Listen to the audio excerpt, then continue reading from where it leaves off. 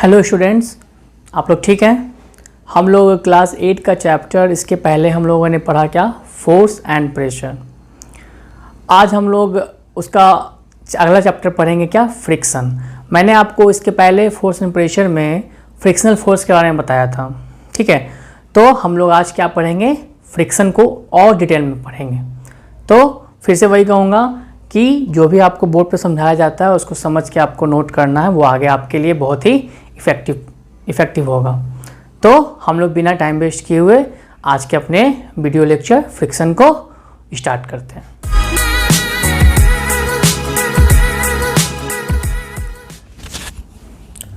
हम लोग क्या पढ़ रहे हैं, हम लोग पढ़ेंगे क्या आज, फ्रिक्शन।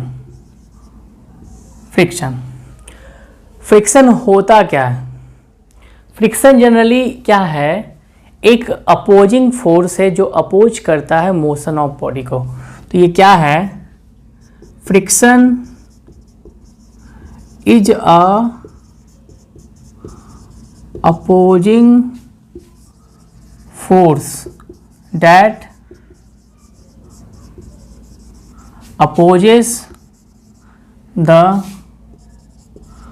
Motion of body. कहाँ पे अपोज करेगा, ओवर द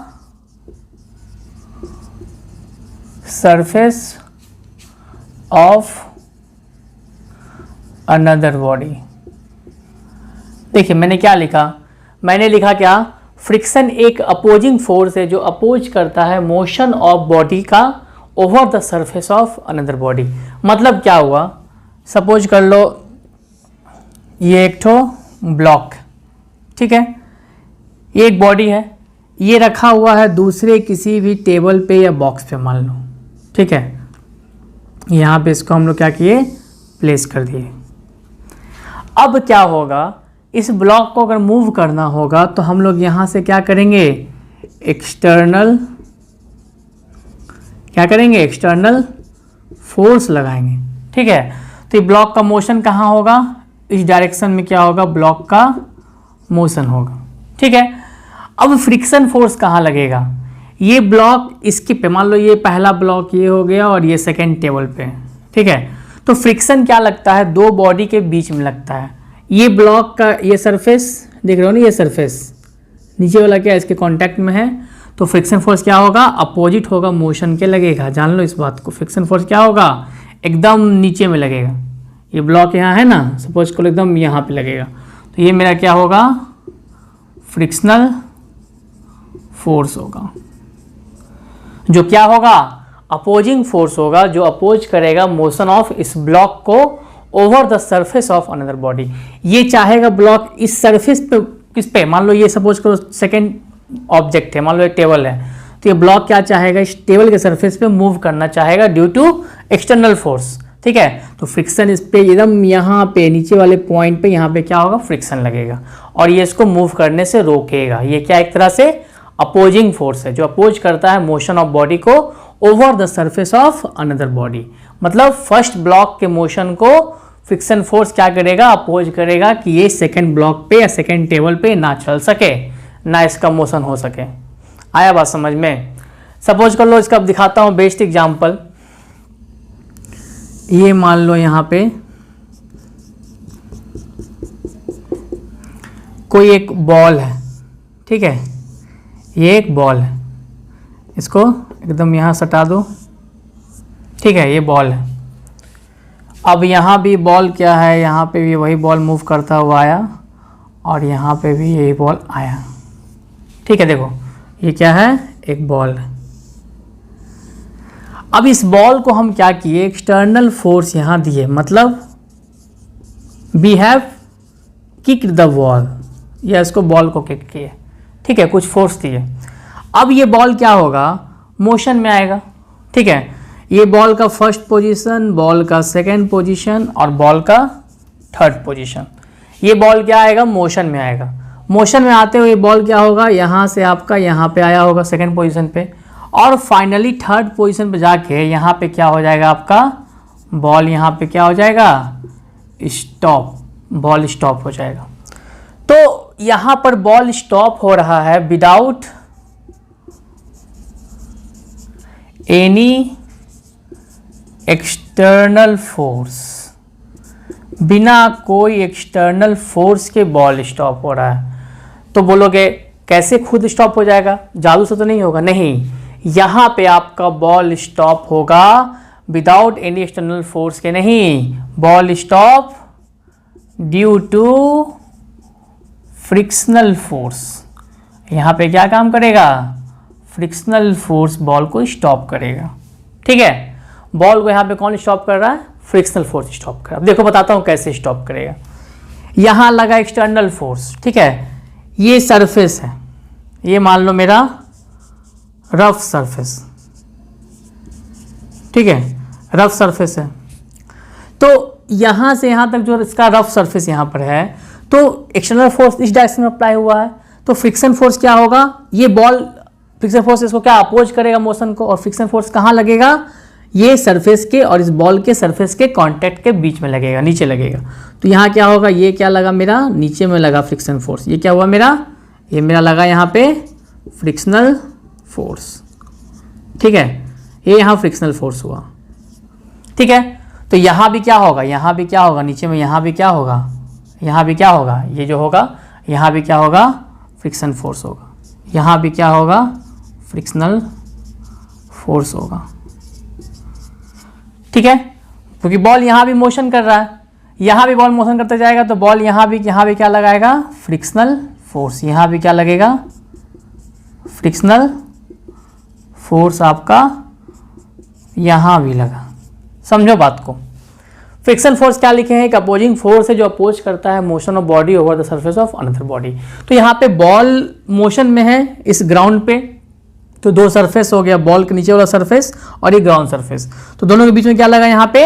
ये देखो यहाँ पे मैं लगाया हूँ, ये फ्रिक्शन फोर्स है, गौर से देखना। ये जब लगा रहा हूँ ना, ये चीज़ ऐसे एरो, ऐसे एरो, ये क्या? फ्रिक्शनल फोर्स है।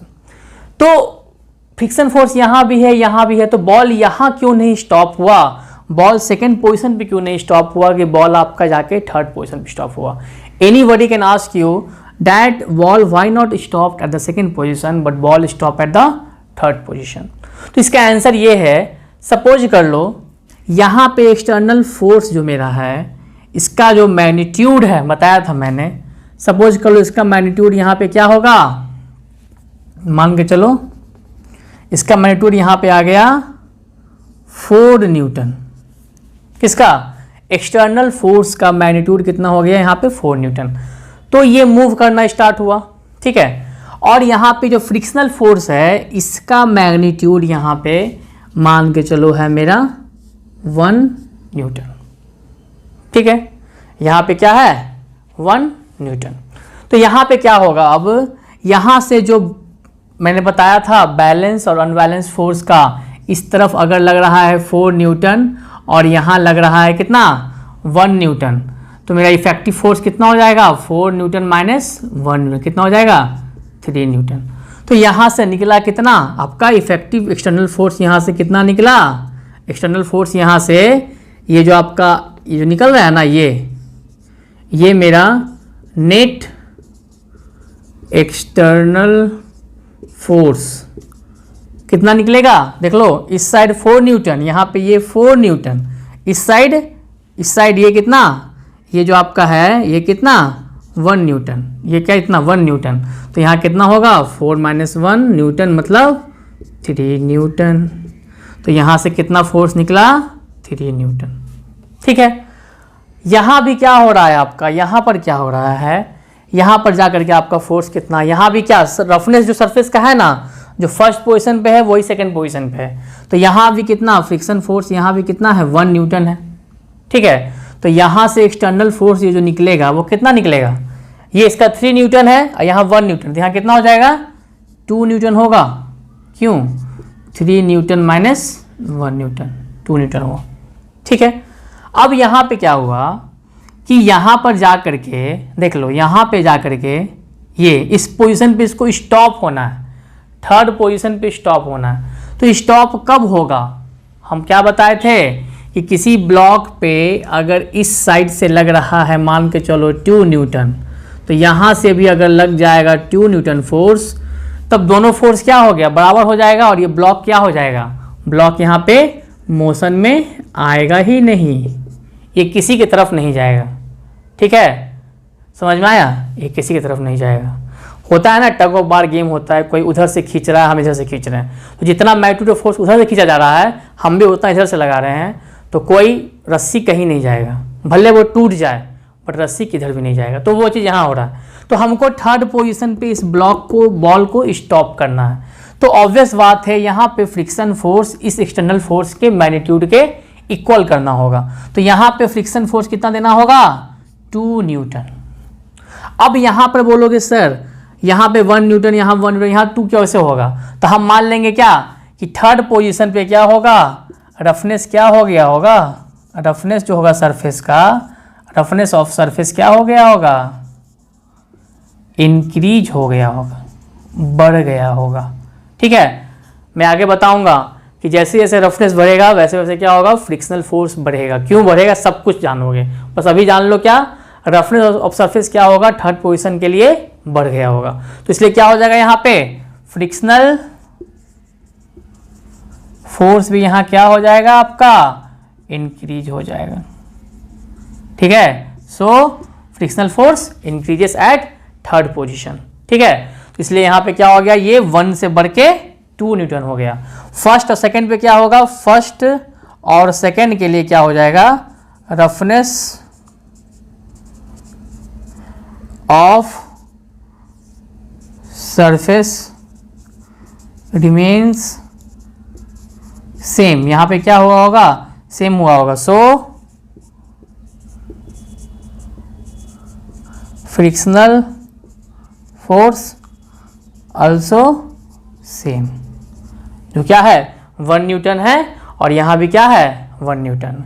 ठीक है, यहाँ भी फ्रिक्शन फोर्स क्या है 1 न्यूटन है। ठीक है, और यहाँ भी क्या है 1 न्यूटन। ठीक है, तो यहाँ बढ़ गया तो यहाँ फ्रिक्शन फोर्स कितना हो गया, 2 न्यूटन हो गया। तो अब देखो यहाँ पर 2 न्यूटन फ्रिक्शन फोर्स हो गया, मतलब इस तरफ भी देखो 2 न्यूटन, यहाँ भी इस तरफ भी क्या हो गया 2 न्यूटन फ्रिक्शन फोर्स अप्लाई हो गया। तो दोनों साइड क्या हो गया 2 न्यूटन हो गया। तो वही बात हो गया, ये ब्लॉक यहाँ नहीं, इसको मान लो यहाँ पे ये कोई यही बॉल है, ये जो बॉल है ना यही बॉल है, ये बॉल है। ठीक है, इधर ये क्या हो गया, ये हो गया मेरा एक्सटर्नल फोर्स हो गया, और ये मेरा क्या हो गया फ्रिक्शनल फोर्स हो गया। ठीक है, दोनों हो गया 2 न्यूटन, तो बॉल क्या हो जाएगा, बैलेंस फोर्स हो जाएगा, दोनों फोर्स बैलेंस हो जाएगा, बॉल क्या होगा, स्टॉप हो जाएगा। ठीक है, अब सपोज करो यहाँ पर हुआ 2 न्यूटन और यहाँ पे अगर हो जाता 3 न्यूटन, इन केस मान के चलो ये बॉल है। ठीक है, इस तरफ एक्सटर्नल फोर्स है 2 न्यूटन, और यहाँ पे ये कोई सरफेस पे मूव कर रहा है। ठीक है, ये कोई सरफेस पे मूव कर रहा है, और यहाँ जो फ्रिक्शन फोर्स लग रहा है वो हो जाए 3 न्यूटन। तो खुद जान लो बॉल कहाँ मूव करेगा, बॉल इस तरफ, बॉल का जो मोशन होगा क्या हो जाएगा, इस तरफ हो जाएगा, बॉल का मोशन आपका इस तरफ हो जाएगा। ठीक है, बॉल इस तरफ मूव करने लगेगा। तो ये आपका फ्रिक्शन फोर्स का कॉन्सेप्ट है। ठीक है, समझ में आया? फर्स्ट सेकंड थर्ड करके मैंने आपको समझाया, अच्छे से इसको समझ के नोट करना है। ठीक है, फ्रिक्शन क्या है, एक अपोजिंग फोर्स है जो अपोज करता है motion of body over the surface of another body. फिर ये फिगर मैंने बनाया और फिर आपको यहाँ दिखाया कि first position, second position, third position, external force first में कितना 4 न्यूटन है, फ्रिक्शन फोर्स क्या 1 न्यूटन है। तो नेट कितना निकलेगा, एक्सटर्नल फोर्स नेट फोर्स कितना निकलेगा आपका, इस ब्लॉक पे लगेगा सेकंड पोजीशन। देखो ये जो एक्सटर्नल फोर्स लग रहा है 3 न्यूटन, ये लग रहा है सेकंड पोजीशन के ब्लॉक बॉल पे। ठीक है, कितना लगेगा 4 - 1 3 न्यूटन। यहाँ फ्रिक्शन फोर्स क्या है 1 न्यूटन है, सेकंड 1 पे सेम क्यों है, क्योंकि रफनेस जो सरफेस का है फर्स्ट सेकंड का सेम है। तो यहाँ पे कितना निकलेगा net external force block ball 3 position के लिए 3 - 1 2 न्यूटन। और फाइनली यहाँ पे क्या रफनेस सरफेस का बढ़ गया थर्ड पोजीशन पे, तो 1 से कितना हो गया फ्रिक्शन फोर्स 2 न्यूटन। तो इस साइड भी 2 न्यूटन, इस साइड भी 2 न्यूटन, तो क्या हो गया बॉल बैलेंस फोर्स है, तो बॉल क्या हो जाएगा आपका फाइनली स्टॉप हो जाएगा।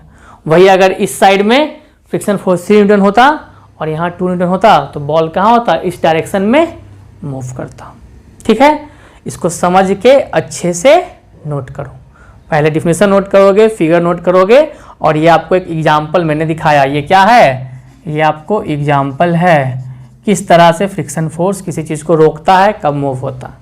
अच्छे से समझ के इसको नोट करो। देखो अब यहाँ पे फ्रिक्शन फोर्स क्या है, मैंने आपको अभी क्या दिखाया, मैंने दिखाया आपको एक ब्लॉक दूसरे ब्लॉक पे था, ठीक है। यहाँ पे इसका मोशन एक्सटर्नल फोर्स यहाँ लगाए थे, यहाँ क्या लगाए थे, एक्सटर्नल फोर्स लगाए थे, ठीक है। तो मोशन इधर था और फ्रिक्शन फोर्स आपका यहाँ लग रहा था, ठीक है, यहाँ लग रहा था। तो देखो एक चीज़, फ्रिक्शन फोर्स क्या है, ये ब्लॉक का लोअर पोर्शन और इस सेकंड ब्लॉक का लोअर पोर्शन जब कांटेक्ट में आया तब क्या हुआ, फ्रिक्शन फोर्स लगा। तो लिख सकते हैं, देखो frictional force is a contact force. ये क्या है, कांटेक्ट फोर्स है। क्यों, because it come into notice when two blocks comes in contact with each other। क्या मैंने लिखा, फ्रिक्शन फोर्स क्या है, कांटेक्ट फोर्स है, क्योंकि ये नोटिस में कब आया, जब दो ब्लॉक एक दूसरे के कांटेक्ट में आया तब ना होगा, इसलिए क्या बोलेंगे, ये क्या है, कांटेक्ट फोर्स। मैंने आपको पढ़ाया था वो क्या होता है, कांटेक्ट फोर्स, जब दो बॉडी एक दूसरे के कांटेक्ट में आता है और उन दोनों के बीच जो फोर्स लगता है वो क्या होता है, कांटेक्ट फोर्स होता है, ठीक है। तो ये ब्लॉक जब तक इस बॉडी पे नहीं चलेगा, मैंने क्या लिखा था, friction is opposing force that opposes the motion of one body when it moves over the surface of another body। दोनों क्या होगा, कांटेक्ट में आएगा और क्या होगा, फ्रिक्शन फोर्स कांटेक्ट फोर्स हो जाएगा, ठीक है, क्लियर। अब एक चीज देखो, ये जो फ्रिक्शन है, friction is generally offered by solid, liquid and gases. Friction आपको सॉलिड तो देख लिए, लिक्विड में भी होता है और गैसेस में भी होता है। मतलब लिक्विड भी क्या होता है, फ्रिक्शन लगाता है एक ऑब्जेक्ट पे जो उसके अंदर होगा और गैस भी लगाएगा, ठीक है। बट सॉलिड के केस में क्या हो जाएगा, friction force, frictional force is maximum, ठीक है। सॉलिड क्या करेगा, ज़्यादा फ्रिक्शन फोर्स को ऑफर करेगा, एक्सर्ट करेगा। और गैसेस में क्या हो जाएगा, लिस्ट फ्रिक्शनल फोर्स। गैसेस में क्या होगा, कम होगा, सबसे कम होगा, किसमें, सॉलिड, लिक्विड और गैसेस से, ठीक है। तो यहाँ मैंने क्या लिख दिया, गैस में क्या होगा आपका फ्रिक्शन फोर्स, लिस्ट भी लिख सकते हो, सॉलिड में मैक्सिमम और गैस में क्या, लिस्ट, ठीक है। ये क्लियर हुआ, ठीक है, कि फ्रिक्शन फोर्स क्या है, कांटेक्ट फोर्स है, और सॉलिड में क्या होता है, मैक्सिमम फ्रिक्शन होता है, और गैस में क्या होता है, लिस्ट फ्रिक्शनल फोर्स होता है, ठीक है। चलो इसको नोट करो, जाने फ्रिक्शन होता क्या है, ठीक है, कैसे वो अपोज करता है मोशन ऑफ बॉडी को। बट फ्रिक्शन कैसे होगा, होता क्या है और कैसे होगा में अंतर, कैसे प्रोड्यूस होगा, तो हम लोग क्या जानेंगे, काउजेस ऑफ फ्रिक्शन। फ्रिक्शन का क्या काउज है, कैसे फ्रिक्शन होता है। सबसे ज़्यादा फ्रिक्शन किससे बताया मैंने, सॉलिड में, तो हम लोग उसी का लेके चलते हैं। क्या लिखेंगे, the solids generally have smoother surface. Solid जो होता है उसका सरफेस क्या होता है, जनरली क्या होता है, स्मूथ होता है। मान लो मेरा ये सॉलिड है, ठीक है, ये सॉलिड है, ठीक है, और यहाँ पे एक और सॉलिड है। देखो इसका जो सरफेस है, ये सरफेस क्या जनरली क्या है, आपको ऊपर से देखोगे जब तो क्या दिखेगा, ये आपको स्मूथ दिखेगा। ये सरफेस जो होगा वो क्या दिखेगा, आपको स्मूथ दिखेगा, ठीक है। बट अंडर माइक्रोस्कोपिक व्यू, आप जब माइक्रोस्कोप से देखोगे, ठीक है, दे जनरली पोजेजेस, ठीक है, उनके अंदर क्या होगा, दे जनरली पोजेजेस वेरी इंपॉर्टेंट चीज इरेगुलरिटीज, उनके अंदर क्या होगा, सब बताता हूँ, समझा रहा हूँ, पहले लिख दे रहा हूँ ताकि आपको नोट्स बनाने में हेल्प मिले। दे जनरली पोजेजेस इरेगुलरिटीज डैटी रीजेस एंड ग्रुप्स, ठीक है। मैंने क्या लिखा कि सॉलिड्स के पास जनरली क्या होता है, स्मूथर सरफेस होता है, मगर दिखाया मैंने ये सरफेस क्या है, स्मूथ है, मगर जब उसको हम लोग माइक्रोस्कोप से देखेंगे, माइक्रोस्कोपिक व्यू देखेंगे, तो उनके अंदर क्या होगा, इरेगुलरिटीज होगा, मतलब रीजेस और ग्रुप्स होगा। अब देखो होता क्या है वो देखो, एक्चुअल में ये नहीं होता, आपको दिखता वैसा है, वो होता ये है, ठीक है। देख लो, इसको नोट अगर करना होगा, फिगर को एक अलग बना लेना और फिर अलग बनाना।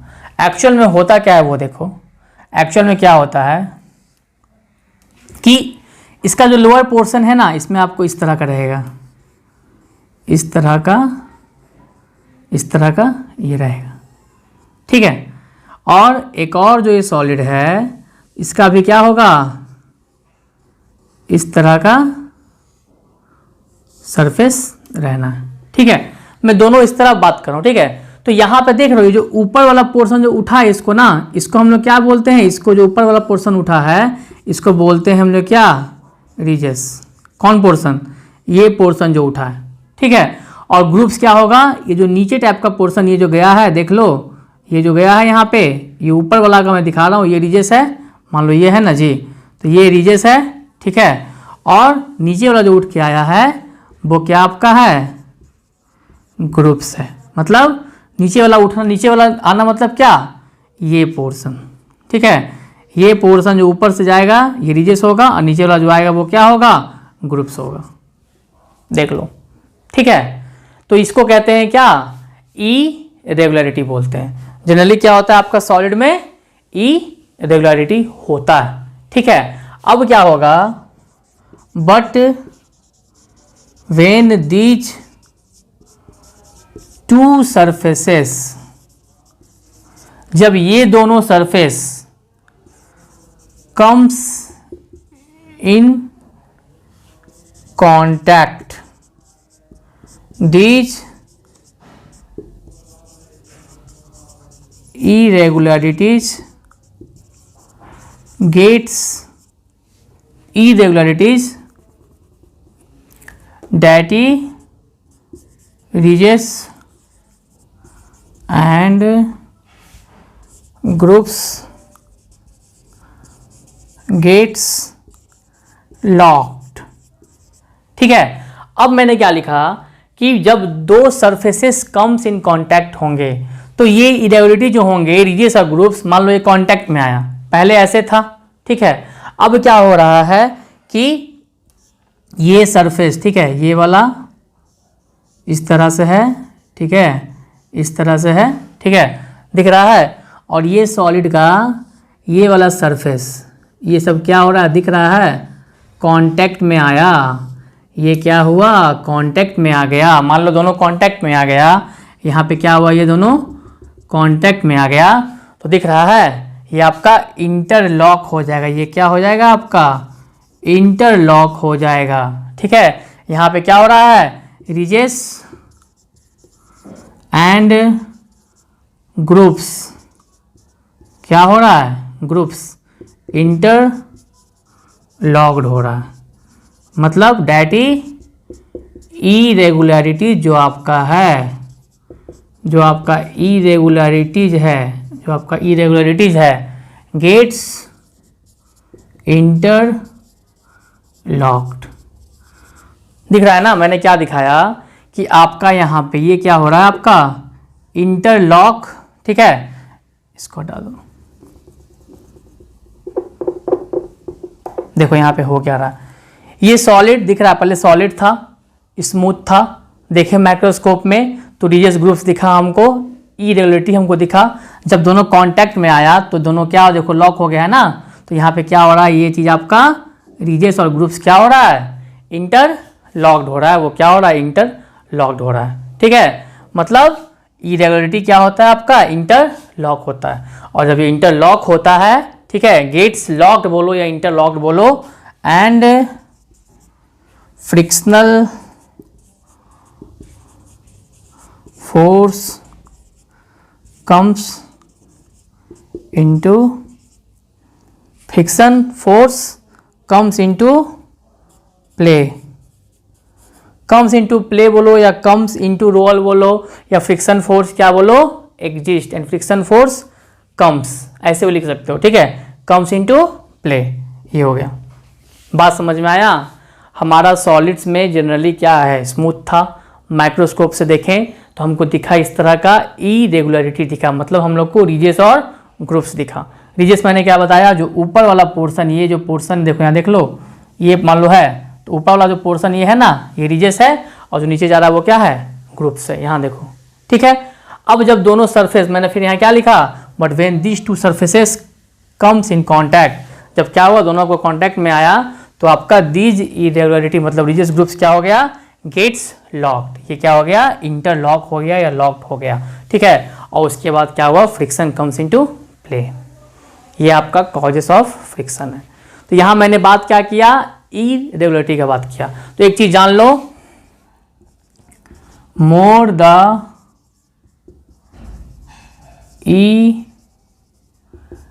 Irregularities, more will be the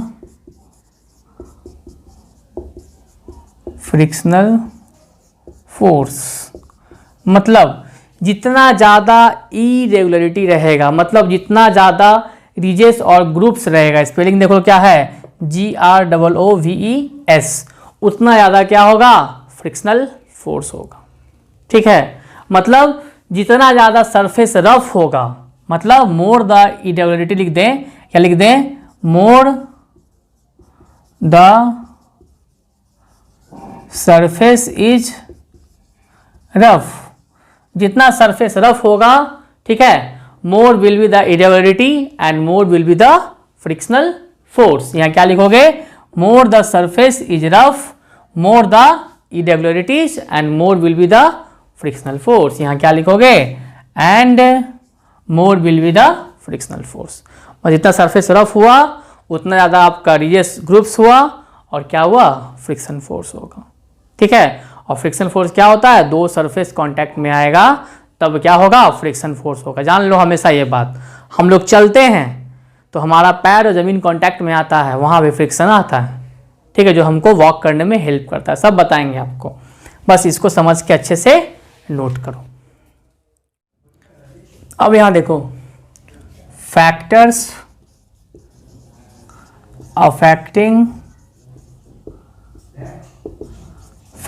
affecting friction. Friction को अब कौन कौन सा फैक्टर अफेक्ट करेगा, फ्रिक्शन किस पे डिपेंड करेगा। तो पहला आता है नेचर ऑफ द सरफेस। पहला क्या होगा, सरफेस का नेचर क्या है, ठीक है, मतलब more rough is the surface, more will be friction. देखो समझो यहाँ पे पहला फैक्टर क्या है, नेचर ऑफ सरफेस। मतलब सरफेस दो तरह का हो सकता है, एक क्या हो सकता है आपका रफ हो जाएगा और अगला क्या हो जाएगा आपका स्मूथ हो जाएगा। स्मूथ बोलो या इसको स्लिपरी बोलो, यही होगा, ठीक है।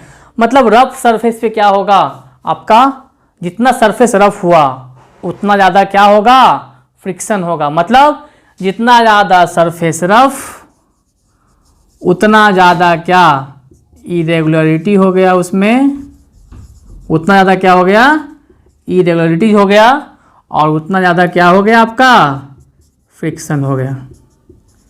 ठीक है, जितना ज़्यादा सरफेस रफ होगा उतना ज़्यादा क्या होगा फ्रिक्शन होगा, और आपको चलने में उतना ज़्यादा आराम होगा। मैं आराम क्यों बोल रहा हूँ, क्योंकि हम लोग चल पाते हैं रफ सरफेस पे ही। ठीक है, अब इसका जस्ट उल्टा कर दो, less the surface will be rough, less will be the friction. मतलब जितना सरफेस रफ होगा उतना कम फ्रिक्शन होगा। तो इससे हम लोग क्या जाने, रफ सरफेस में क्या होगा फ्रिक्शन, मतलब स्टॉपिंग फोर्स, फ्रिक्शन क्या होगा मोर होगा, मतलब अपोजिंग फोर्स यहाँ क्या होगा, अपोजिंग फोर्स जो होगा यहाँ मोर होगा। ठीक है, और वही स्मूथ या स्लिपरी सरफेस हुआ। ठीक है, तो वहाँ क्या होगा फ्रिक्शन क्या होगा वहाँ पे लेस होगा, मतलब अपोजिंग फोर्स वहाँ क्या होगा, वहाँ पे अपोजिंग फोर्स क्या होगा लेस होगा, एंड बी फॉल, या हम लोग वहाँ पे क्या करेंगे फॉल कर जाएंगे। जैसे फर्श है, ठीक है, वहाँ पे बनाना का छिलका गिरा हुआ है, बनाना पील गिरा हुआ है, तो हम लोग उस पर पैर रखते हैं, गिर जाते हैं। क्यों गिर जाते हैं, क्योंकि बनाना का जो छिलका होता है वो क्या होता है स्लिपरी होता है, स्मूथ होता है, वहाँ पे फ्रिक्शन कम है, मतलब वहाँ पे अपोजिंग फोर्स है कम है, और हम लोग क्या करेंगे गिर जाएंगे। ठीक है, तो ये आपका हो गया पहला फैक्टर, क्या हो गया नेचर ऑफ सरफेस हो गया। ठीक है, जितना सरफेस रफ उतना ज़्यादा फ्रिक्शन। ठीक है, इसको अच्छे से समझ के नोट करो। अब देखो पहला हमने पढ़ा क्या नेचर ऑफ सरफेस, दूसरा क्या होगा वेट। ठीक है, वेट होगा। ठीक है, तो यहाँ क्या लिखेंगे,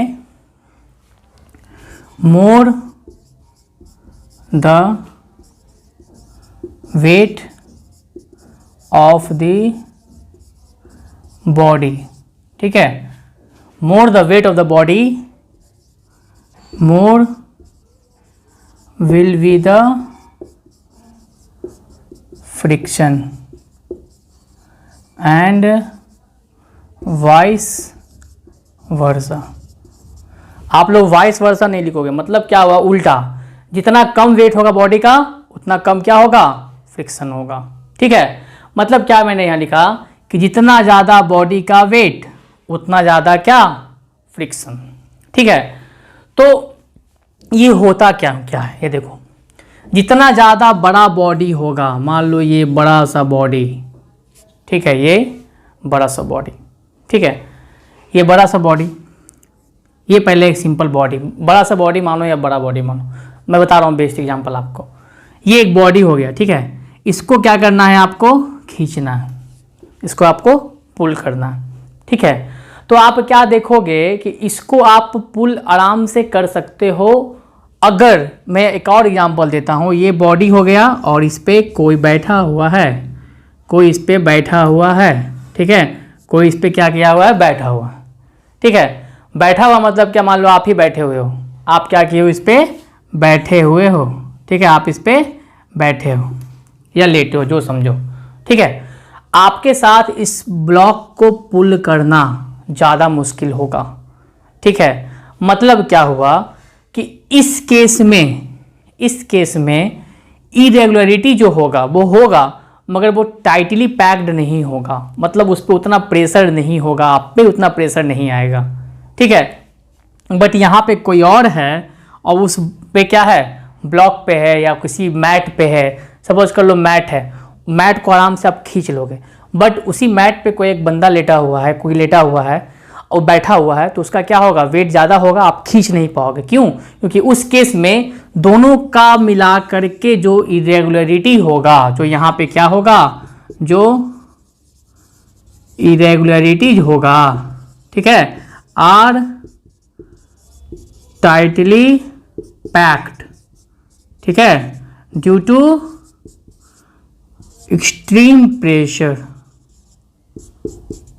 ठीक है, of both man and block, ठीक है, सो पुलिंग, ठीक है, इट इज डिफिकल्ट, ठीक है, due to large frictional force. देखो मैंने क्या लिखा, जितना ज़्यादा वेट उतना ज़्यादा फ्रिक्शनल फोर्स, मतलब अपोजिंग फोर्स हम पुल करना चाहेंगे तो पुल होगा ही नहीं। क्यों? क्योंकि इस केस में इरेगुलरिटी जो होगा वो बहुत ही ज़्यादा होगा, मतलब प्रेशर क्या होगा, बहुत ही ज़्यादा होगा, और हम आराम से पुल नहीं कर सकते हैं। क्यों? क्योंकि वहाँ पे लार्ज फ्रिक्शन फोर्स होगा। लार्ज फ्रिक्शन फोर्स क्यों होगा? क्योंकि इरेगुलरिटी क्या होगा, टाइटली पैक्ड होगा, ठीक है। आप अगर ऐसे नहीं समझ पा रहे हो तो सिंपल सा समझो, ये छोटू सा बॉक्स इस टेबल पर, ठीक है, ये बड़ा सा बॉक्स इस टेबल पर, टेबल भी वही शेप का है, टेबल भी क्या है, वही शेप का। ये बॉक्स क्या है, यहाँ पे स्मॉलर बॉक्स या ब्लॉक, यहाँ पे बिगर बॉक्स। तो इरेगुलरिटी कहाँ पे होगा, यहाँ पे होगा, ठीक है, यहाँ पे क्या इस टाइप का होगा कुछ, ठीक है।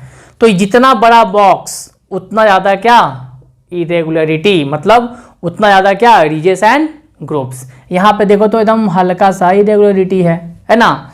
तो क्या होगा, इसका वेट ज़्यादा, इसका वेट कम, और वेट ज़्यादा की वजह से क्या हुआ, आपका जो ये यहाँ पे क्या है, ये आपका क्या है,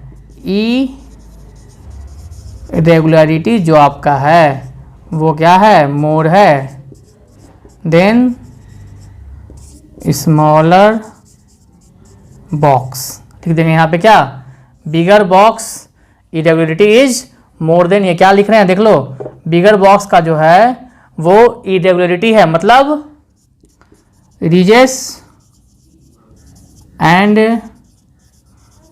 ग्रुप्स वो जो है वो ज़्यादा है देन स्मॉलर बॉक्स का। इसलिए फ्रिक्शन फोर्स क्या है, इसका क्या होगा, फ्रिक्शन फोर्स, इसका फ्रिक्शनल फोर्स क्या होगा, ज़्यादा होगा। फ्रिक्शनल फोर्स क्या होगा, bill more than smaller box. इसका फ्रिक्शनल फोर्स क्या होगा, लेस होगा, ठीक है। तो आप किसको आसानी से उठा सकते हो या खींच सकते हो, छोटा वाले बॉक्स को। आसानी से खींचने का बोल रहा है, ये नहीं करना है, इसको दिक्कत होगा खींचने में क्योंकि फ्रिक्शन फोर्स ज़्यादा है, ठीक है। तो ये आपका हो गया। या कोई अगर सिस्टम है, मैट है, उसको आप आराम से खींच सकते हो, बट कोई आदमी लेटा है आप नहीं खींच सकते हो। क्यों? क्योंकि more the weight of the body, more will be the frictional force and more will be the friction due to more irregularities are tightly packed, ठीक है। इसको समझ के अच्छे से। थर्ड फैक्टर क्या है, सरफेस एरिया इन कांटेक्ट। ये क्या आपका थर्ड फैक्टर है। इसका मतलब क्या हुआ, मोर is the surface area in contact, more will be the frictional force. जितना ज़्यादा सरफेस एरिया कांटेक्ट में किसी ऑब्जेक्ट का, उतना ज़्यादा क्या होगा, फ्रिक्शनल फोर्स, ठीक है।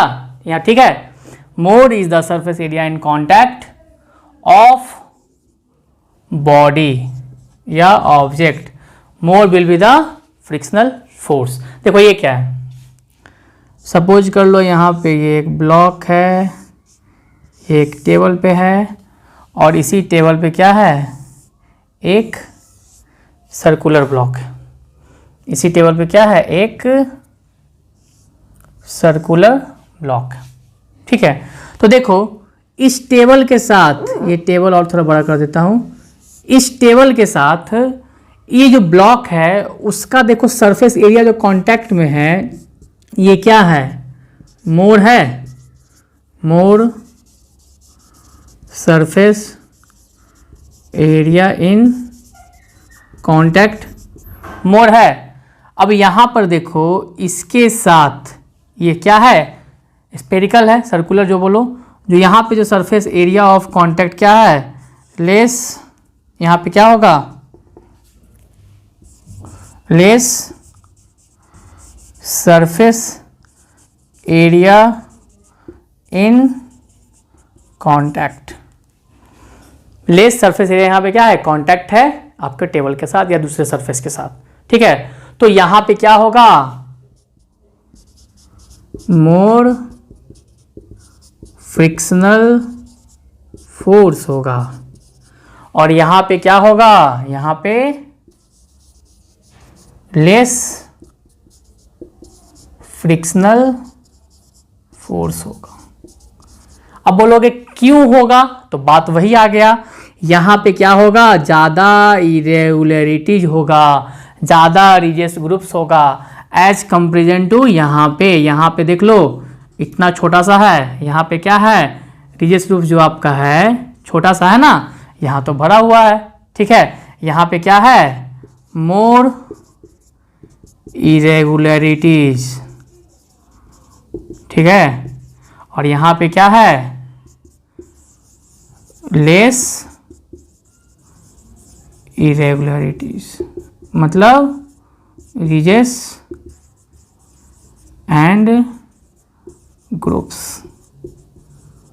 समझ में आया? देखो बार बार मैं एक चीज बता रहा हूँ, इरेगुलरिटी का मतलब क्या हुआ, रिजेस और ग्रुप्स हुआ, ठीक है।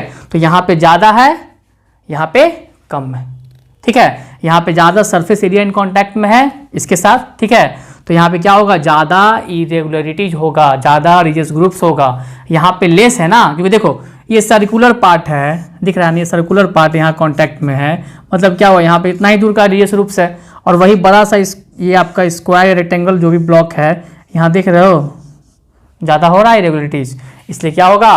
और आपको हम बताए थे अभी कॉज ऑफ फ्रिक्शन में कि जितना ज़्यादा इरेगुलरिटीज उतना ज़्यादा फ्रिक्शन फोर्स, तो वही होगा, मोर is the surface area in contact of body, more will be the frictional force, ठीक है, जान लो। यहाँ पे अगर थोड़ा और इंप्रूव करके लिखना चाहो, क्या लिखोगे, मोर is the surface area in contact of body with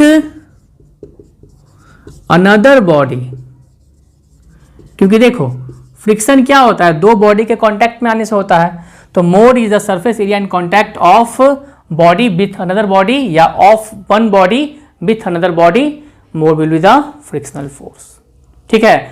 तो तीन फैक्टर मैंने आपको बता दिया। पहला मैंने आपको क्या बताया, नेचर ऑफ सरफेस, मतलब जितना ज़्यादा स्मूथ उतना ज़्यादा फ्रिक्शन। दूसरा बताया मैंने क्या, वेट, ठीक है, जितना ज़्यादा वेट उतना ज़्यादा फ्रिक्शन। तीसरा मैंने क्या बताया आपको, सरफेस एरिया इन कांटेक्ट, ठीक है, जितना ज़्यादा कांटेक्ट का सरफेस एरिया उतना ज़्यादा इरेगुलरिटी उतना ज़्यादा फ्रिक्शन, ठीक है। अब देखो तीनों में क्या है, तीनों केस में आपका क्या हो रहा है, इरेगुलरिटीज पे डिपेंड किया है कॉज, ध्यान रखना है, ठीक है, मतलब जितना ज़्यादा इरेगुलरिटी हुआ था उतना ज़्यादा फ्रिक्शन हुआ था, ठीक है। अच्छे से इसको समझ के नोट करो। अब यहाँ देखो मैंने आपको क्या बताया, जितना ज़्यादा रिजेस या ग्रुप्स उतना ज़्यादा क्या, इरेगुलरिटीज, ठीक है, और उतना ज़्यादा क्या होगा, फ्रिक्शन होगा, उतना ज़्यादा क्या होगा, फ्रिक्शन होगा। तो एक क्वेश्चन आता है, why the sole of our shoes are grooved, मतलब क्या हुआ, हमारा जो सोल होता है शूज का वो ग्रुप्ड क्यों होता है? ग्रुप्ड का मतलब क्या हुआ कि मान लो ये मेरा शू है, ठीक है, तो देखोगे वहाँ पे इस टाइप का पैटर्न टाइप का बना होता है, ठीक है, इस टाइप का बना होता है। देखोगे जब अपना सोल देखोगे ना, देखोगे इस टाइप का ये बना होता है, इस टाइप का वो बना रहेगा, ठीक है। तो उसको क्या बोलते हैं? पूरा शू में देखोगे पीछे की तरफ, ठीक है, नीचे की तरफ देखोगे पूरा शू में क्या होगा, ये ग्रुप्ड किया रहता है, ठीक है, यहाँ पे आपका ग्रुप किया होता है, ठीक है। और ये आपका क्या है? सोल किसका है? शूज का सोल है। वो क्या होता है? ग्रुप किया होता है। वो क्यों ग्रुप किया होता है? ताकि आपको, देखो यहाँ लिखोगे क्या, it is grooved to provide better grip on the ground, ठीक है, to help us to walk safely, ठीक है। क्या इसका आंसर लिखा मैंने कि sole of shoes are groove to provide better grip on the ground to help us to walk safely. उनको ग्रुप क्यों किया जाता है? ताकि वो बेटर ग्रिप, बेटर पकड़ बना सके ग्राउंड पे और जो हमको हेल्प करे वॉक करने में सेफली। अब देखो इसके पीछे का कॉन्सेप्ट क्या है। मैंने यहाँ पे क्या लिखा, जितना ज़्यादा रिजिड ग्रुप्स होगा उतना ज़्यादा इरेगुलरिटी होगा, उतना ज़्यादा क्या होगा? फ्रिक्शन होगा। मोर रिजिड ग्रुप्स, मोर इरेगुलरिटीज और मोर फ्रिक्शन, ठीक है, होगा। तो फ्रिक्शन होगा मतलब क्या? फिर से वही, हमको अपोज करेगा चलने से, हमको अपोज करेगा चलना मतलब क्या? ज़्यादा फिसलने से, ठीक है, ज़्यादा फिसलने नहीं देगा, ग्रिप बना के रखेगा हमारा ग्राउंड पे, ठीक है। और हम क्या करेंगे? फॉल नहीं होंगे, हम लोग सेफली वॉक कर सकते हैं। आया बात समझ में? इसलिए क्या होगा, हमारा जो शूज होगा वो क्या होगा? ग्रुप्ड होता है। ये क्वेश्चन आपसे पूछता है, ठीक है। तो हम यहाँ पे कह सकते हैं कि friction help us to walk, ठीक है। तो अब क्या होगा? Friction help us to walk. अब बोलोगे सर ये कैसे हो गया? तो यही हो गया ना बाबू, ग्रुप्ड हो गया मतलब यहाँ पे क्या हो गया? फ्रिक्शनल फोर्स आ गया, ठीक है, फ्रिक्शनल फोर्स आ गया, ठीक है। और ये हमको स्टॉप किया फ्रॉम फॉलिंग। स्टॉप क्या कर रहा है? ये स्टॉप मत बोलो यहाँ पे, प्रिवेंट। यहाँ क्या बोलोगे? प्रिवेंट फ्रॉम फॉलिंग, ठीक है, and help us to walk safely on ground या रोड। देखा मैंने क्या लिखा? ग्रुप्ड हुआ मतलब क्या हुआ? फ्रिक्शनल फोर्स हुआ मतलब क्या हुआ? ग्रुप हुआ मतलब क्या हुआ? आपका इरेगुलरिटीज आ गया, ठीक है, ये क्या हो गया? इरेगुलरिटीज आ गया, इंटरलॉकिंग हो गया, स्टॉप करेगा फ्रिक्शन फोर्स आपको गिरने से, बचाएगा फ्रिक्शन फोर्स क्या आपको? Prevent from falling and help us to walk safely on ground या रोड, ठीक है। अगर फ्रिक्शन फोर्स नहीं रहेगा ना तो हम लोग सही से चल नहीं पाएंगे, मतलब जैसे ही ग्राउंड पे जाएंगे गिर जाएंगे, पैर जैसे ही ग्राउंड पे रखेंगे गिर जाएंगे, ठीक है। Just like smooth floor, slippery floor, ठीक है। आंगन में क्या होता है? सुने काई लग जाता है, मतलब क्या ब्लैक ब्लैक हो जाएगा, उस पर पैर रखो ना क्या होगा? आप गिर जाओगे। वहाँ पे क्या फ्रिक्शन फोर्स है ही नहीं, हम लोग को जो बचाने वाला फोर्स है, स्टॉप करने वाला फोर्स है कि गिरने से, वो है ही नहीं। तो हम लिख सकते हैं friction help us to walk, ठीक है। तो ये क्वेश्चन डालो और यहाँ पे आप हेडिंग डालो क्या? Advantage of friction. ये क्या है? एडवांटेज किसका है?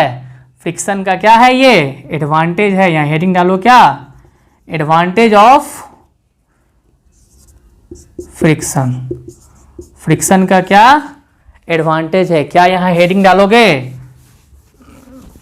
इसको नोट कर लो, इसको नोट कर लो, साथ साथ यहीं पे लिख देते हैं एडवांटेज ऑफ फ्रिक्शन, फ्रिक्शन का एडवांटेज क्या है, ठीक है। तो पहला क्या बताएं आपको, इट इनेबल्स बोलो या हेल्प बोलो अस टू वॉक, दिखा दिए कैसे गिरने से बचाएगा। ये हो गया पहला एडवांटेज, ठीक है। दूसरा एडवांटेज क्या है फ्रिक्शन का, फ्रिक्शन का दूसरा एडवांटेज क्या है, ठीक है। It help us to write on paper, क्या लिखेंगे, ऑन पेपर लिख दो, बोर्ड लिख दो, कुछ भी लिख लो। ये हेल्प करता है हमको लिखने में, कहाँ, पेपर या बोर्ड पे। तो पेपर बोर्ड पे हेल्प करता है लिखने में, इसका मतलब क्या हुआ कि अगर फ्रिक्शन नहीं हुआ तो हम जैसे ही पेन लगाएंगे यहाँ बोर्ड पे, पेन क्या होगा, स्लिप कर जाएगा, पेन क्या होगा आपका, स्लिप कर जाएगा, ठीक है। तो इसलिए क्या होगा, लिख कैसे पाएंगे, स्लिप कैसे कर जाएगा, फ्रिक्शन अगर नहीं हुआ ना तो ये बिल्कुल स्मूथ है, हम लिखेंगे बार बार स्लिप करेगा। इसलिए क्या लिखे, friction help us to write on paper और बोर्ड, ठीक है। तीसरा point, it help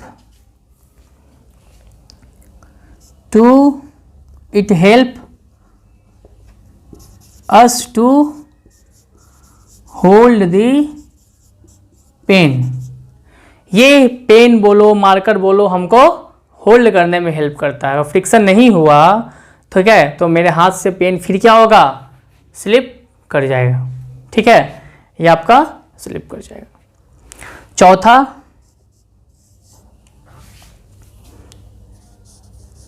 it help to hold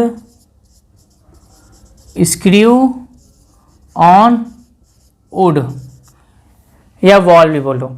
screw जो होता है उसका बता चुका था मैं, प्रेशर में पॉइंटेड एंड क्या होता है, अंदर होता है और वो होल्ड करता है फ्रिक्शन की वजह से। अगर वो नहीं होगा तो वुड पे क्या करेंगे, स्क्रू लगाएंगे, फ्रिक्शन नहीं है तो क्या होगा, स्लिप करने लगेगा। कितना भी आप प्रेशर लगा लो, कितना भी फोर्स लगा लो, अंदर जाएगा ही नहीं। तो फ्रिक्शन की वजह से क्या होता है, होल्ड कर रहा है वुड में।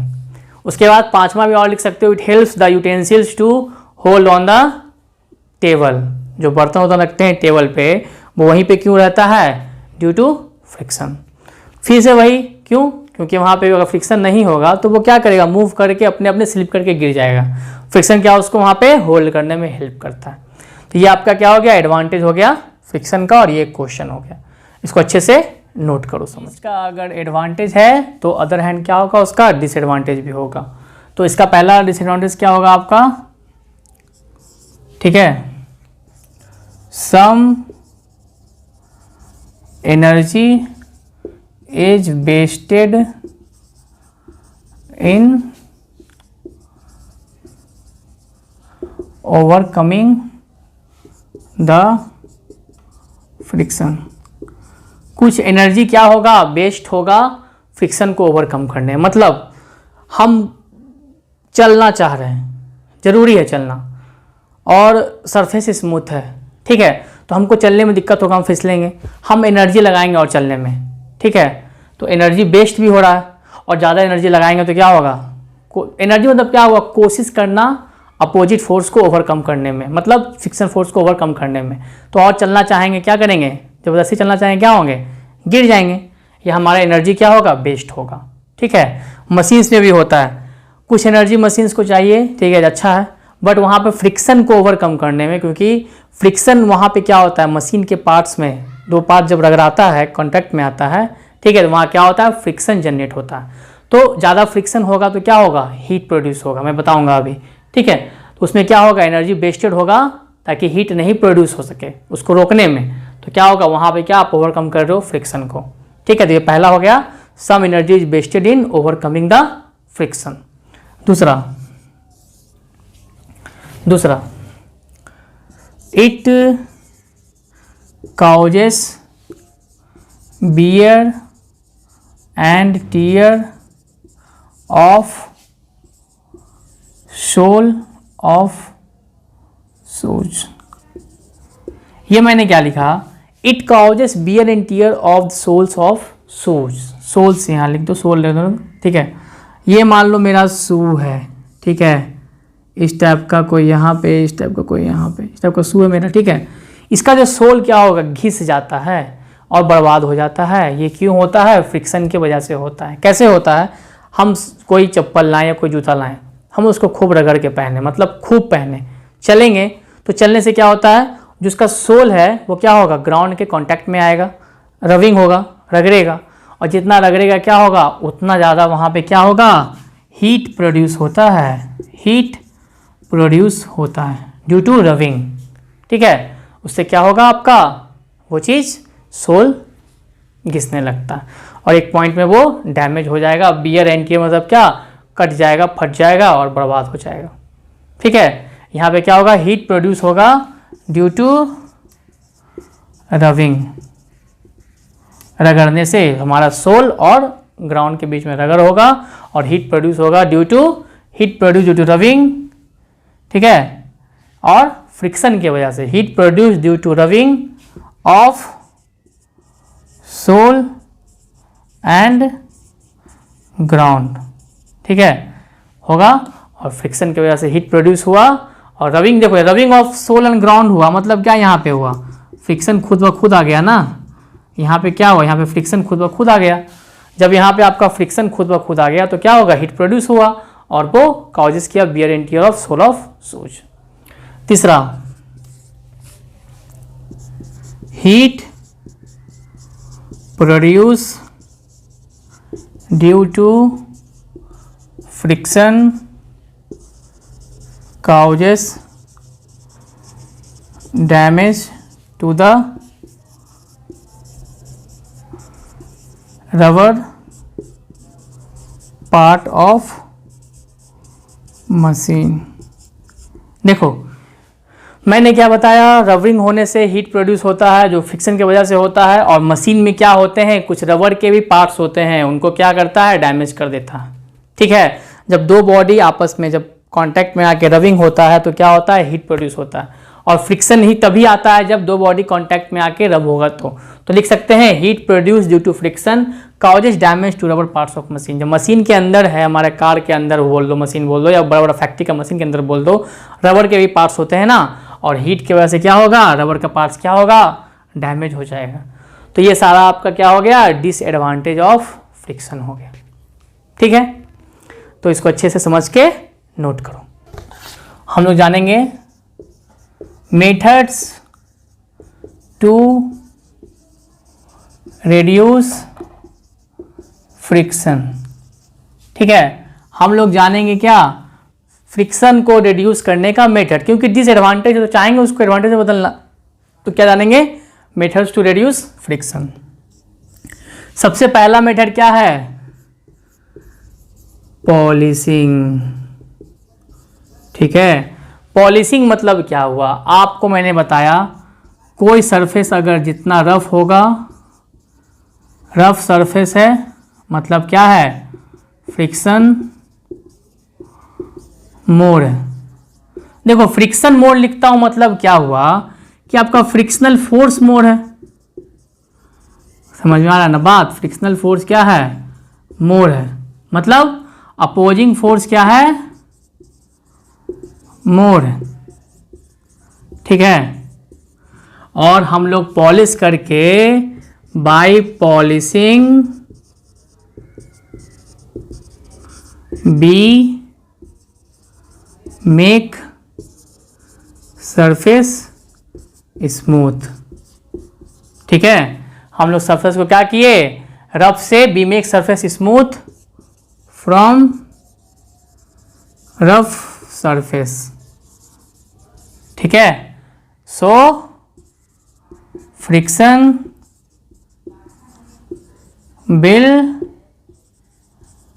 रिड्यूस, तो क्या हो जाएगा, फ्रिक्शन आपका रिड्यूस हो जाएगा, ठीक है। बात समझ में आया। पॉलिश कर दो कोई सरफेस को, ठीक है, उससे क्या हो जाएगा, सरफेस क्या हो जाएगा, रफ से स्मूथ हो जाएगा और आपका फ्रिक्शन क्या होगा, घट जाएगा, कोई चीज़ आराम से मूव कर सकेगा। ये हो गया पहला। दूसरा, लुब्रिकेशन। ठीक है, अब देखो लुब्रिकेशन क्या है। It is the process in which oil,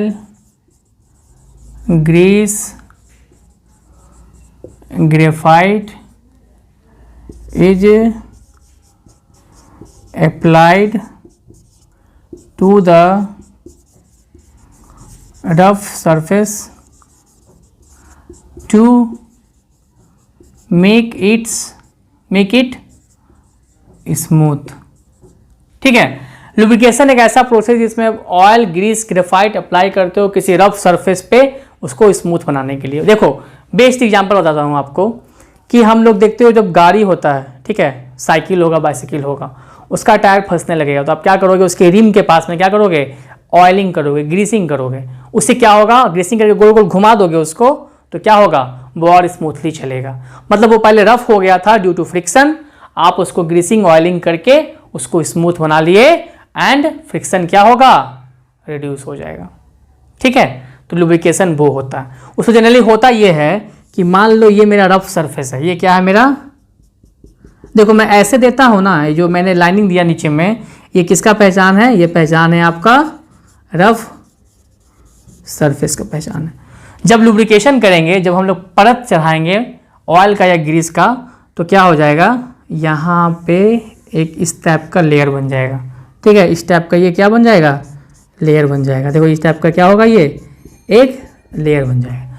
तो लेयर बन गया तो अब जो सरफेस, जो रफ सरफेस था ना, मान लो यहाँ पे कोई चलेगा तो ये सरफेस क्या हो गया, स्मूथ हो गया। ये सरफेस क्या बन गया, देखो तो ये सरफेस क्या हो गया, यहाँ पे रफ सरफेस क्या हो गया, अब स्मूथ बन गया। यहाँ पे हम क्या किए हैं, लुब्रिकेशन कर दिए, मतलब यहाँ पे हम लोग ग्रीसिंग कर दिए। ठीक है, यहाँ पे क्या किए, ग्रीसिंग कर दिए। ठीक है, तो ये आपका हो गया लुब्रिकेशन। इसलिए कहता है, क्वेश्चन पूछता है कि why the oils are put in the hinges of door. Question पूछेगा आपसे, why oil is put in the hinge of door. मतलब देख लो, मान लो डोर का मेरा इस टाइप का क्या है, इस टाइप का होता है ना जी,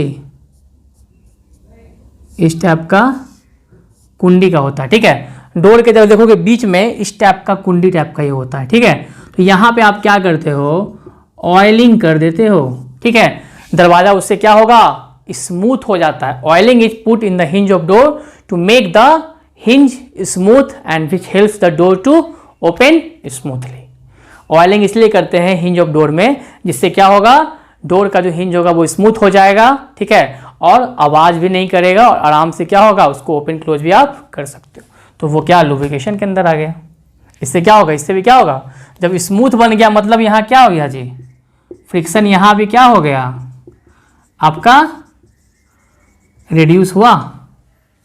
फ्रिक्शन यहाँ भी क्या हो गया, रिड्यूस हो गया। तो दो मेथड हो गया, पॉलिशिंग और लुब्रिकेशन। इसको अच्छे से नोट करो। अब देखो तीसरा मेथड क्या है फ्रिक्शन को रिड्यूस करने का, by making the body streamlined. ठीक है, कोई भी बॉडी को स्ट्रीमलाइन का बना दो, मतलब बॉडी क्या होगा आपका, इस तरह का होगा। ठीक है, दिख रहा है ना, इस तरह का बॉडी होगा। मतलब इसका मतलब क्या हो गया, स्ट्रीमलाइन क्या होता है, narrow at the ends and wider at the middle. देख रहे हो ना, यहाँ पे क्या है, नैरो है और मिडिल में क्या है, वाइडर है, चौड़ा है। इस तरह का कोई बॉडी को बना दोगे ना, स्ट्रीमलाइन बना दोगे, तो क्या हो जाएगा, फ्रिक्शन रिड्यूस हो जाएगा। क्यों रिड्यूस हो जाएगा, because area of contact will reduce. ठीक है, देखो यहाँ पे एरिया ऑफ कांटेक्ट रिड्यूस होगा, मतलब क्या होगा कि अगर इधर से हवा आ रहा है या इधर से पानी आ रहा है, ये जनरली होता कहाँ है, जनरली आपका फ्लूइड में होता है, बताऊंगा मैं, बताना है मुझे अभी, लिक्विड एंड गैस।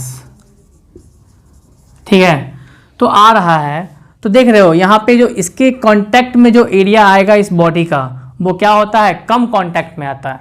तो लिखा है क्या, because area of contact will reduce by making body streamline. ठीक है, तो क्या होगा, फ्रिक्शन जो हवा या पानी लगाएगा वो क्या होगा, कम हो जाएगा, क्योंकि पढ़े हो ना कि अगर जैसे जैसे एरिया यहाँ पे क्या होगा, एरिया ऑफ कांटेक्ट बढ़ेगा, फ्रिक्शन फोर्स क्या होगा, बढ़ेगा, एरिया ऑफ कांटेक्ट घटेगा तो फ्रिक्शनल फोर्स क्या होगा, घटेगा। ये क्या, A for area of contact, F R किसके लिए, फ्रिक्शनल फोर्स के लिए। तो इसलिए क्या होता है आपका, स्ट्रीमलाइन इसको बना दोगे तो क्या होगा, आपका एरिया ऑफ कांटेक्ट घट जाएगा और उस बॉडी का area of contact with air और लिक्विड घट जाएगा और वो आराम से वहाँ पे रह सकता है, फ्रिक्शन उस पर कम लगेगा। तो ये हो गया by making the body streamline. ठीक है, अब चौथा क्या है, by using wheels and ball bearings. हम लोग यूज करेंगे व्हील्स और बॉल बियरिंग्स का। ठीक है, तो अभी इसके आगे आप लोग जानोगे क्या, रोलिंग फ्रिक्शन, स्लाइडिंग फ्रिक्शन, सब कुछ। तो जनरली जान लो कि हम लोग का व्हील जनरली होता ऐसा है, यहाँ पे एक और होगा इस टाइप का होगा, दिख रहा है ना, इस टाइप का होगा। जब ये आगे मूव करता जाएगा, ठीक है, तो ये जो दोनों सरफेस इसका है, दिख रहा है, ये हो गया आपका, मान लो हो गया फर्स्ट सरफेस और ये हो गया सेकेंड सरफेस। तो दोनों सरफेस क्या होगा, कांटेक्ट में आएगा। जब ये मूव करेगा दोनों सरफेस क्या होगा, कांटेक्ट में आएगा। इरेगुलरिटी क्या होगा, इंटरलॉक्ड होगा, पढ़ाए थे अभी कॉज ऑफ फ्रिक्शन में, मतलब ज़्यादा रिजिड ग्रुप्स होगा और क्या होगा, फ्रिक्शन फोर्स बढ़ने लगेगा और इसको गर्म करने लगेगा और ये क्या होगा, फट जाएगा या पंचर हो जाएगा, जो समझ जाओ। ठीक है, तो इससे बचने के लिए हम लोग क्या करेंगे, अब इससे बचने के लिए क्या करते हैं, हम लोग क्या करते हैं, इस टाइप का सरफेस बनाते हैं, उसके बाद यहाँ पे सर्किल करते हैं और दूर दूर में देखोगे यहाँ पे इस टाइप का गोल गोल सर्किल देते हैं। ये आपका क्या है, ये आपका बॉल बियरिंग्स है। ये क्या है आपका, बॉल बियरिंग्स है। इसको देने का मकसद ये हुआ कि ये इस सरफेस और इस सरफेस को कांटेक्ट में आने से बॉल बियरिंग क्या करता है, रोकता है।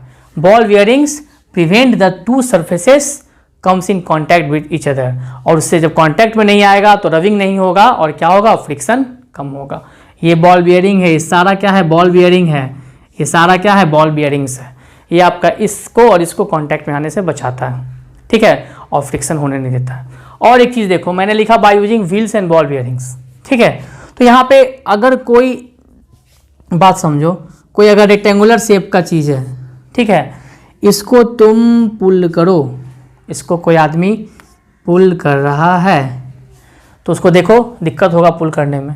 क्यों, क्योंकि इसका जो ग्राउंड के साथ सरफेस एरिया है, यहाँ पे क्या है, ज़्यादा इरेगुलरिटीज है और ज़्यादा क्या है, यहाँ पे फ्रिक्शन फोर्स है।